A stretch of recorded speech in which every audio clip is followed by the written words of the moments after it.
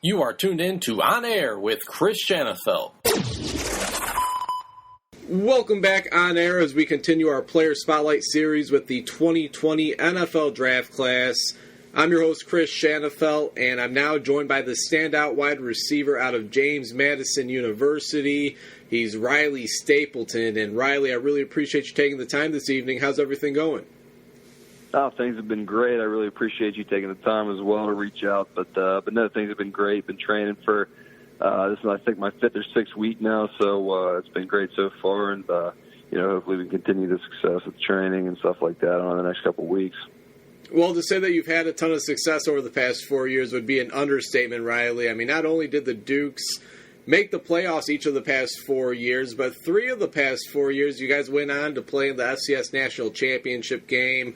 You were, of course, a part of the National Championship winning team back in 2016 when you guys defeated the Youngstown State Penguins 28-14 in Frisco, Texas. Looking back at the success that you've had both individually and as a team, Riley, how would you describe your overall experience at James Madison and being a part of one of the best football teams, football programs in the country? I mean, it was a great experience, just to put it as broadly as I can to start. But from a team perspective, that's everything you want. You want to compete, and an individual perspective, really, that's what you want. You want to compete, for the title year in and year out. I was fortunate enough to participate in 3 out of the 4 years that I played there. Played out redshirt a year, but no, that's what you want as an athlete, as a competitor. You want to play against the best competition in the biggest games, and I was fortunate enough at JMU to have a lot of success both individually and as a team in terms of doing that.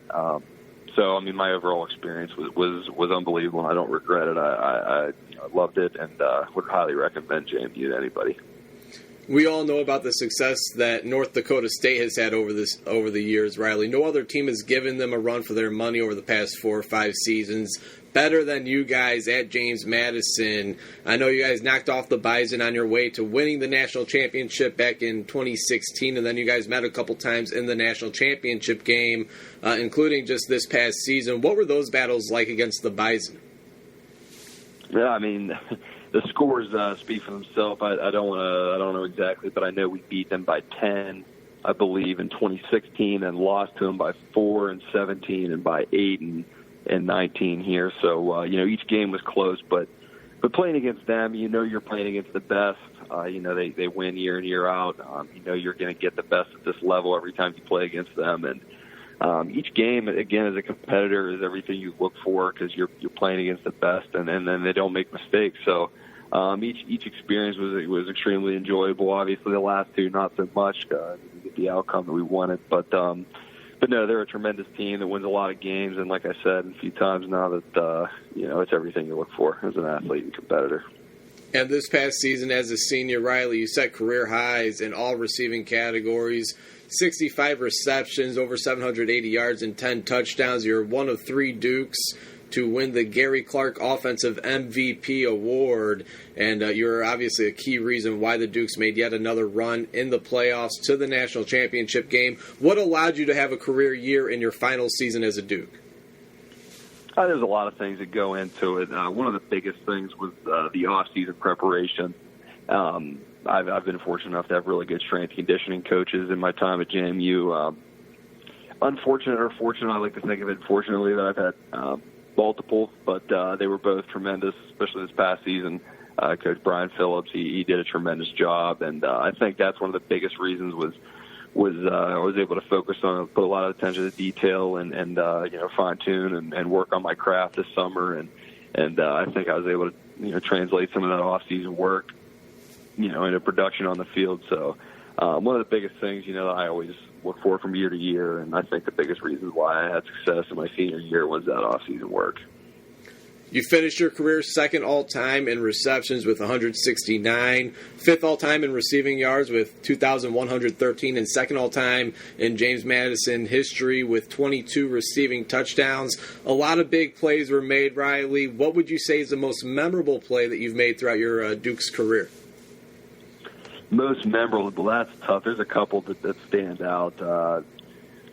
Scoring the national championship, I would have to say, is definitely up there. The first drive of the game this past season, or this past year, this past national championship, I was fortunate enough to have my number called on 3rd and goal, and was came up with a touchdown. And to be able to celebrate with my brother right there on the goal line in the national championship is probably the one that stands out most to me. And you know what? Let's start right there. I mean, obviously, you've played with a ton of talent over the years. You're a part of one of the top wide receiver duos in the country, playing alongside Brandon Polk. Quarterback Ben DiNucci, one of the best passers in the FCS. But a couple years ago, your brother, Dylan Stapleton, a tight end, transferred over from Slippery Rock. Well, just expand on what you just said. I mean, what have the past couple of years been like playing college ball with your brother? Again, it just made my JMU experience that much better. It's really a dream come true from back when we were playing sports in the backyard and in the driveway against each other and stuff, and dreaming about making the big catch and stuff like that, and competing and fighting against each other. So to be able to do that and do that at the Division I FCS level, and again for a national championship this past season is really a dream come true, and everything that you want and hope for, especially with your brother. And if I'm not mistaken, he, of course, is also going through this draft process, as is Ben DiNucci, as well as a couple studs on the JMU defense, Rashad Robinson, John Daka, Rondell Carter. A ton of pro-level talent coming out of James Madison this year specifically. For you, Riley, what was it like going up against talent such as Rashad Robinson and even James Moreland a couple years ago, who turned himself into an NFL draft pick last year, a couple really talented cornerbacks back in their day at James Madison? I mean, what was it like? What were those reps like in practice every day, going against that level of competition again each and every practice? I loved it and I hated it. I loved it when I was winning and hated it when they were getting their wins. But no, it was great to be able to. I was extremely fortunate enough to be able to go up against competition, or that level of high competition, week in and week out, day in and day out, rep in and rep out. Jimmy Moreland, like you said, was drafted one of the best corners, same with Rashad, that I've ever gone against. And really, Rashad, we came in together back in 2015 and have been going against each other this whole time. And I credit the majority, but definitely a lot of my success on the field to going against guys of that high caliber of talent. Because again, without going against them, and as good as they were pushing me every single day, and it forced me to get better. So without them, I wouldn't have had the success that I've had and would be in the position that I'm in. And whether we talk about teammates or opponents, you, of course, are no stranger to playing great competition. James Madison, a part of a very competitive CAA conference littered with talent. How has been, playing arguably the top conference in the FCS shape you into being a better player, a better receiver on the offensive side of the football? There's numerous things. One of the first things that stands out to me, which I think is applicable to every facet of your life, is week in and week out against every opponent in the CAA. You know you're going to get everybody's best shot. You know that they're a talented team that have willing and capable players that can make plays. So you're going to get a great team in each and every week, and you're going to have to bring your best. So I think that the key message to take away from that is never take any moment, any opportunity, anything lightly, and give everything your full and undivided attention and focus, because without that, again, especially in football, in the Colonial Athletic Conference, someone can beat you on any given day, and like I said, great competition, so you always got to be on your toes. Again, we're talking to Riley Stapleton, 2020 NFL draft prospect out of James Madison University. And Riley, when you hear that, what kind of goes through your mind? I mean, here you are now getting ready for the 2020 NFL draft. When for you did it hit you that you had a legit shot at furthering your football career and playing professionally? It didn't really. I mean, again, it was always a dream of mine from the time I started playing football back, and I was 8 years old or whatever. But it didn't really hit me truly that I had a legitimate chance until really sometime last season, my redshirt junior year. Up until that point, it was all kind of a dream, and then I started to realize, roughly redshirt junior year, that hey, I might actually have a chance at this thing, and it didn't necessarily change my my approach and my work ethic. It was already, in my opinion, as doing as much as I could. But yeah, around that time was probably when I first noticed that I had a chance. I know scouts have been in and out of Harrisonburg, Virginia over the years. I rattled off the impressive name of players that are entering this year's draft coming out of James Madison. Have you been able to meet with any teams up to this point, Riley, or do you have any idea how they might be viewing you as a prospect for the next level? I've been fortunate enough to talk with a few, and there was, like you said, there was a lot of scouts that came and watched practice throughout the season and stuff like that. So, from what I've heard and stuff like that and read, I try not to get too caught up in all that and stuff. But as a priority free agent, if I have a really good pro day, potentially a little bit higher than that. But that's kind of what I've heard so far. And but, yeah, I mean, hopefully, again, what everybody's looking for is to get a tryout and get a chance to put on a team's uniform and go out there and showcase what you can do for their organization. So, again, that's the focus that I've been trying to keep and, maintain throughout this process. No doubt about it. All you need is an opportunity, and then from there, anything can happen. For those not familiar with your game, Riley, how would you describe it? What would you say is your biggest strength as a wide receiver? I think my biggest strength as a wide receiver would have to be my size and ability to catch the football and like contested and tough situations. I'm not the speediest guy in the world, but what I do make up for is the way I use my size. And position my body to make, like I said, make contested catches. I try to do the block as well as a wide receiver. I think that's a lost art or a huge bonus, if you will, if a receiver is able to not only block corners, but as a bigger guy, I can block safeties and sometimes even some hybrid linebackers and stuff like that. And if I were to put weight on to become a defensive end or a tight end, obviously, then hopefully I could block a defensive end and backers and stuff like that. But yeah, I'd say the biggest ability of my game is my size and ability to catch contested balls and jump balls. So I see that the latest listing on the James Madison website has you listed at 6'5", 230. Is that at about where you're at right now? Can you just update us on your current listings? Yeah, roughly, obviously it fluctuates here and there and stuff like that. But, yeah, right around 230 pounds right now. And, yeah, obviously still the same height. Unfortunately, I haven't hit that 2-3-inch growth spurt that I've been hoping for. Well, another thing that you mentioned that kind of opened up my eyes and piqued my interest, because I have it written down right here. James Madison, you guys been one of the top rushing teams in the FCS over the years. You mentioned the blocking aspect that comes with the receiver position. How much pride do you take in that? Because when watching some of your tape, when watching some of your highlights, Riley, that's something that certainly sticks out. And, again, as you mentioned, you have the size. You can make the contested catches, but when it comes to the running game, you're also making an impact on that part of the offense as well. Yeah, no doubt. And one of the things that, again, I give a huge credit to in the run game is my coaching. But not only that, is I've always, again, at JMU, have had talented players that can break the long run, including quarterbacks. Brian Shore was a dual threat guy. He could, scramble and make plays happen. And so was Ben DiNucci the past two seasons. So when you have quarterbacks that are mobile and you have running backs as talented as we've had the past few years, you never know when someone can break a long run. And as a receiver, one of the worst feelings, besides obviously dropping a pass, is when your guy made a tackle that could have been a long touchdown run. So as a receiver, I take a tremendous amount of pride, just as much pride in blocking pretty much as I do catching passes. Because, again, a good game, you might catch 10 passes, block for 70 plays or something like that. So what are you doing when you don't have the ball in your hand? And that's something that I take pride as a wide receiver. Is there a current or former pro football player, pro receiver that you like to model your game after?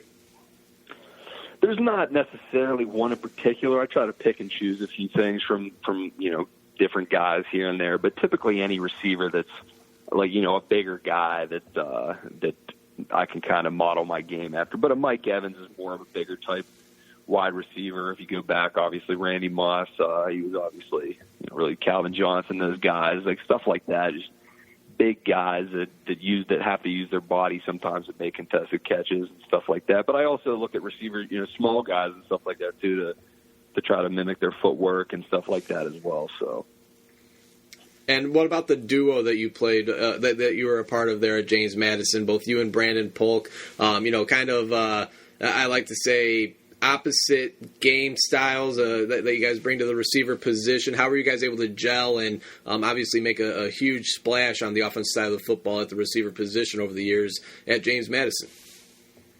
Yeah, no doubt. Well, one of the first things I'll say about Brandon is he transferred from Penn State, and you never quite know how a transfer is going to pan out. But from the get-go, Brandon, you could just tell how great of a kid he was, and his work ethic was second to none. He wasn't going to let someone outwork him, and it started pretty much in the summer when he got there between the two of us that it was almost a competition who's going to outwork each other. But we were in all the same graduate classes together, which really helped. But yeah, we developed a really good relationship both on and off the field, in the classroom, stuff like that. And we pushed each other every day. I knew what kind of talent he had coming from a Big Ten school, and obviously the numbers he put up this year. But no, there was a constant competition and a constant, want to get better every single day and push each other and push the other guys in the room to be better. And I think, again, that's probably why. I mean, his statistics, but not only my statistics, spoke for themselves. A couple more questions for Riley Stapleton, the standout wide receiver out of James Madison University, 2020 NFL draft prospect. And a few minutes ago, Riley, you mentioned that maybe if you put a few more pounds on, that maybe you'll be playing the tight end position. Have teams approached you about that possibility? I've definitely heard it for sure, especially because I haven't been the speediest guy. But again, I think I have enough speed to play at the NFL level at the wide receiver position. But again, anybody in my position, especially myself, I'm willing to play the tight end position. I have been approached a little bit. I've heard some talk, just more so gauging whether, if I'm open to play to it or not, and stuff like that. So yeah, I mean, I'm obviously keeping my options open, whatever team wants me to play and wherever I have the most success. Hopefully, they'll understand that and take advantage of it. And obviously, coming up soon, you have arguably your biggest job interview ahead of you, and that'll be your pro day. Can you just talk to us about how you've been preparing for that pro day, where you're training at, and what some of the numbers you're trying to improve on leading up to that pro day? Yeah, sure. So I'm currently up in just north of Pittsburgh, Pennsylvania, at a place called Grisanti Performance. I'm training up here. There's about probably 40 guys up here that we train in different groups. I'm usually with about 5 to 10 guys, which is good because you get individualized, attention and stuff like that. But no, I'm up here training. I'm fortunate enough to be with my brother Dylan's up here training with me. Some of the biggest thing I would say is typically for most guys, but definitely for me as well, is I've been trying to work on my 40-yard dash. But obviously all the drills and different things they have you do are just as important. But that's probably the biggest focus been for me so far. Okay, so I have the pleasure of meeting Terry Grisanti at Youngstown State in the summer.